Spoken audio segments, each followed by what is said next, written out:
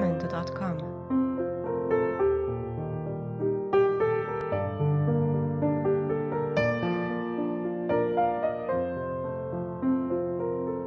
Jamendo.com.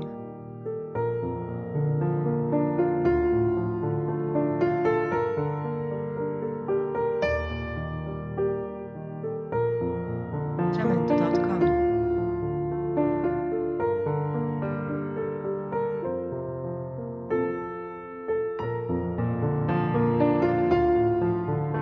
Jamendo.com.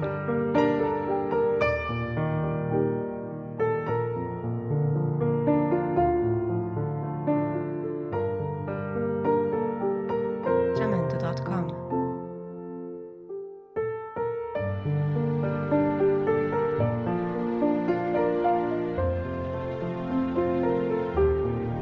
Jamendo.com. Urgent, urgent, urgent, urgent, urgent, urgent, urgent. Le 6 mars 2021. Mobilisation générale. Congo-Brazzaville, méga meeting du 6 mars 2021 à 14 h. Au boulevard Alfred Raoul. Venez nombreux, Congolais et Congolaises. L'avenir du Congo dépend de vous.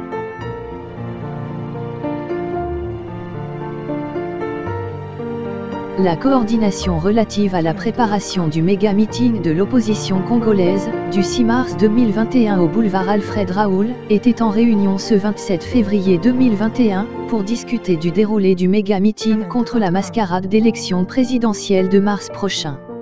Élection au dièse s'assoulant, seule la lutte libre c'est parti. Mobilisation générale, large diffusion. Date, 6 mars 2021. Lieu, boulevard Alfred Raoult. Heure, de 14 h à 18 h. Dans le respect des règles barrières, le peuple se mobilise pour l'alternance politique et démocratique et exige les dialogues véritablement libres, justes et équitables. La Fédération Frocadé, IDC et CJ3 mètres. Parti uni pour le Congo. Plateforme des organisations de la société civile.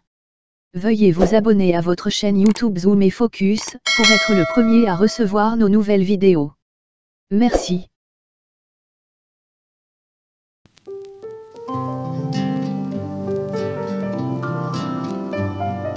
Congo, ekolo na biso tobongisa yango Congo.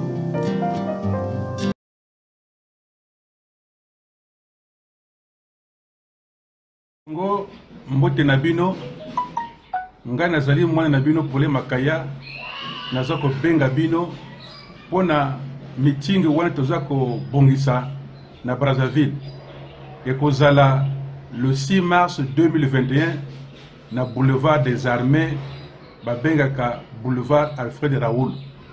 Eza meeting ya bolingo, meeting moko pona tosakola bino toloba na bino makambo nini eza koleka na mboka baza koloba élection ngo eza ya China te, eza kaka bango moko bazwa bokonzi bomona lisusu pasi ni wana toza kobenga bino ba retraité, bino ba chômeur basalaka te, bino ba étudiant, ba fonctionnaire, bana tout ya Congo boya koyoka bana na bino Clément Mirassa, Pole Makaya, Trésor Nzila, Seni na président ya pape Joe Washington na ba mosusu ebele ba démocrate zoza kobenga bino boya mboka na biso eke eza appel moko monene boya ebele ekozala le 6 mars 2021 na 14 h na boulevard Alfred Raoul. Bani ya Bwala, bani ya Congo betikena kobokela beno quiz na meeting kena organiser ba démocrate ya Bwala. Ya que le parti ya UPC, Fédération Opposition, Ligue panafricaine Umoja, pape na groupement ya société civile. Beno quiz a mingi, beno quiz a kuwa beto na boulevard des Armées, boulevard Alfred Raoul. Ya que ça mona Bwala, ba élection ya eke ba élection ya Mbo TV, ya kaka bao, batike kudi ya bao, batike tera kilengi na makanda ya bao. Ni na beto bani ya beno, beto me kuvukana na Kintwadi na Luzolo. Nge vanda mwana ya le nord, mwana le sud ya est ya ouest ya katikati betu ke mwana mosi ni ina na bomoko ya beto betu kuvuka neno na kukula bwala beto betu bekumanisa benu kuiza mingi lumbu ino.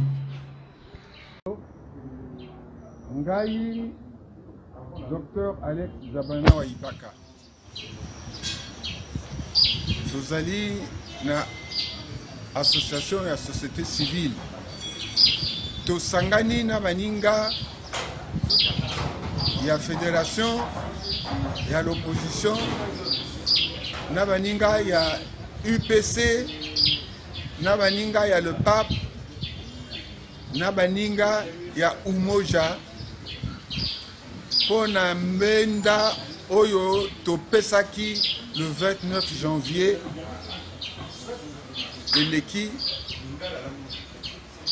pona koyebisa bana ekolo ndenge tozali kokende pona ba élection oyo tozoboya nde mobulu ekota pona nini parce que toyebi ba liste électorale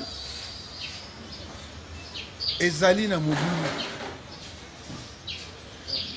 baninga na biso oyo bazali na kata monyololo te lelo bazaka kuna yango na biso tozosenga tovanda bana banso ya Congo na ba parti oyo ya pouvoir na ba parti oyo ya opposition na biso bato ya la société civile tovanda sima pe ya mbela oyo ba évêque bapesi po toluka ndenge nini tokozwa banzela po tokende mboka na biso elongo liboso yango wana tokosenga na basitoyen banso epai bango bazali batelema po bakosa biso lisusu mbala ya mibale te toyokani nye bana nyonso ya Congo beno kwiza mingi na lukutakano ya ba démocrate samedi yai 6 mars na boulevard Alfred Raoul Beto UPC FOC PAP Ligue panafricaine Umoja Congo na société civile kele naku bokila beno kwiza samu na kumanga élection yai peuple congolais, peuple africain. Vous, les damnés d'une république malheureuse, vous, les damnés des programmes d'ajustement structurel, vous, les victimes des guerres civiles, des inondations, vous, les retraités dits maltraités, les étudiants, le 6 mars, vous devez donner un signe fort d'espoir à vos sœurs d'Afrique, à vos sœurs du Cameroun, à vos frères du Gabon, vos frères de Centrafrique, vos sœurs de Côte d'Ivoire. Car chaque parcelle de liberté acquise est un espoir immense pour tous les peuples africains. Bino bana ya Congo. Congo, le pango ya Afrika. Le Wagmaki, Franklin Bokaka. Le 6 mars, Boya Ebele. Boya Ebele, on a tout lakisa. Na bandeko ya Afrika, ou baza ko zela biso. Oyo baza na ko lakisa biso bondeko. Et sengeli to lakisa bango. Le Congo est au Téléma. Na Soeli Balobi, Umo Diani Ngouv. Le poto Balobi, l'union fait la force. Lisanga epesaka bokasi le 6 mars tout telema lokola moto moko. Oui, je suis Jean-Pierre Anyangoy, président du Parti du Peuple. Nous venons de terminer là notre réunion, notre séance de travail pour préparer le meeting que les signataires de l'appel lancé aux démocrates congolais va organiser. Nous préparons ce meeting. La date vous sera communiquée par la voie des médias. Mais il faut déjà se dire que les signataires de cet appel vont se réunir pour communiquer avec le peuple. Et nous, en tant que parti du peuple, nous lançons déjà un appel vibrant à tous les Brazzavillois, de tous les quartiers de Brazzaville, de venir nombreux à la date qui vous sera communiquée par les médias dans les prochains jours. Et je ne voudrais pas m'étendre. Nous allons rentrer en période de campagne.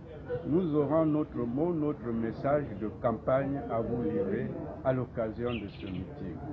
Soyez nombreux, très nombreux, car il s'agit là de la vie du peuple congolais qui se joue dans les prochains jours, avant et après les élections de 2021. Merci.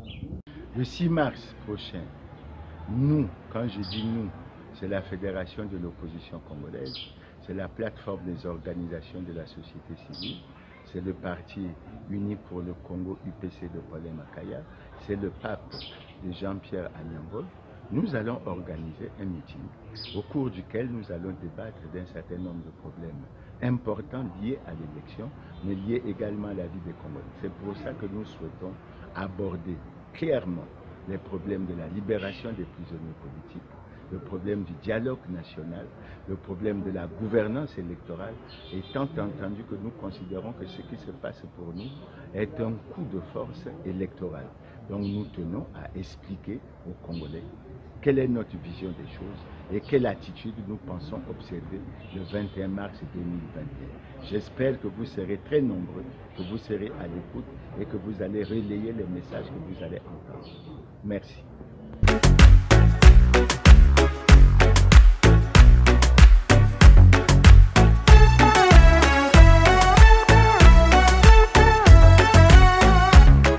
Veuillez vous abonner à votre chaîne YouTube Zoom et Focus, pour être le premier à recevoir nos nouvelles vidéos.